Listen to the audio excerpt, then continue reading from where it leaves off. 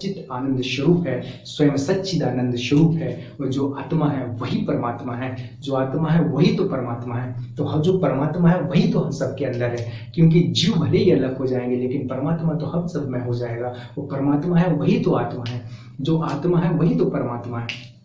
तो वो हम सब जीव अनेक हैं, परम तत्व एक ही है। कभी कभी आपने देखा होगा कि आप कोई विचार कर रहे होते हैं और आप सोच रहे होते हैं कि मैं इनको फोन लगाऊं, वो भी आपको तुरंत फोन लगा देते हैं। तो आप सोचते हैं यार ऐसा कैसे हो गया, मैं तो इनके बारे में सोच रहा था और उनका फोन कैसे आ गया, मैं तो उनको मिला नहीं वाला था। क्योंकि हम आत्मा के स्तर पर एक ही हैं, परम तत्व के स्तर पर एक ही है। कहीं ना कहीं टेलीपैथी हो जाती है, दूर संवेदना हो जाती है, तो हमारी चीजें बहुत ही क्लिक कर जाती हैं। कहीं ना कहीं जुड़ाव जो परमात्मिक रूप से है वो एक ही सत्ता से हम लोग जुड़े हुए हैं। हम सब उसमें हैं और वो सब हम में है।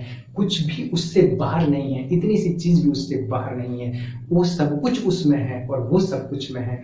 अर्थात इसको आप ऐसे समझिए कि लाली मेरे लाल की जित देखूं तित लाल, और लाली देखन मैं गया और मैं भी हो गया लाल। अर्थात लाली मेरे लाल की ही तो है चारों तरफ, जहां देख रहा हूं लाल ही लाल तो दिखाई दे रहा है, उसके अलावा और कोई दिखाई ही तो नहीं दे रहा है। बस जथा दृष्टि तथा सृष्टि, जैसी दृष्टि है आपको सृष्टि की देखने की वैसे ही तो सृष्टि आपको दिखाई देगी। तो जैसा दृष्टि तथा सृष्टि।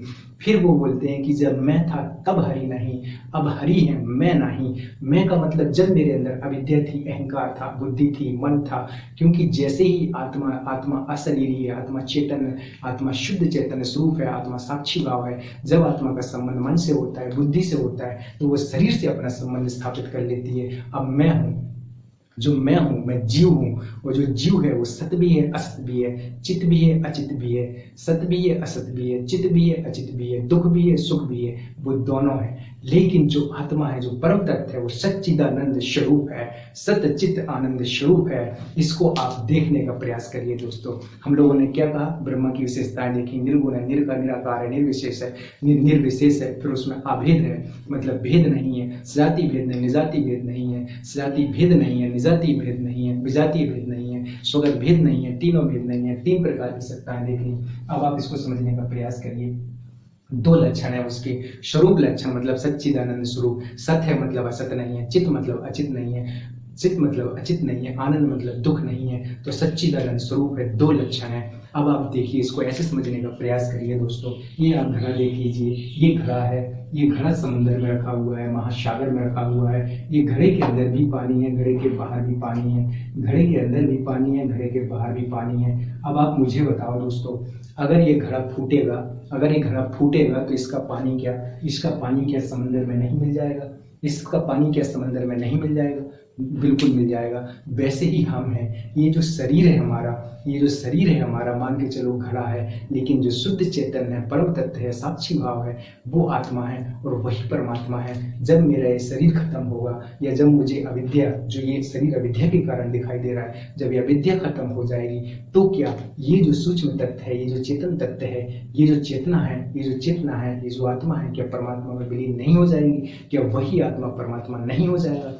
तो ब्रह्म सत्य जगत मिथ्या है, इसीलिए ब्रह्म सत्य जगत मिथ्या हो जाएंगे। इसको देखिए, जल में कुंभ है, कुंभ में जल है, जल में कुंभ है, कुंभ में जल है, भीतर पानी बाहर पानी, फूटा कुंभ जल जल ही समाना। यही तर्क तो पूर्ण नॉलेज है, यही तर्क तो पूर्ण ज्ञान है।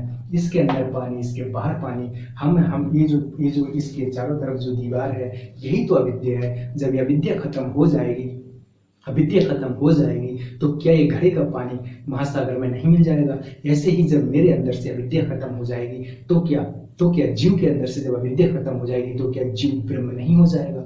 बिल्कुल ब्रह्म हो जाएगा। इसीलिए वो कह उठते हैं, अयम ब्रह्मास्मि, मैं ही ब्रह्म हूँ, तत्त्वमसि, तुम भी ब्रह्म हो, आप भी ब्रह्म हो। ये देखो, ब्रह्म का संबंध जब माया से होता है तो ब्रह्म ही ईश्वर हो जाता है। और ईश्वर सगुण है, साकार है, ईश्वर सगुण है, साकार है। ईश्वर ही जनरेटर है, ऑपरेटर है, डिस्ट्रक्टर है, अर्थात सृजन करता है, पालन करता है और डिस्ट्रॉय करता है। ईश्वर के माध्यम से इस जगत का खेल चल रहा है। ये जगत मिथ्या कैसे है? क्योंकि ये जगत सत्य नहीं है। सत्य का मतलब जिसका किसी काल में खंडन ना हो, वो सत्य होता है। सत्य होता है जैसे परमात्मा।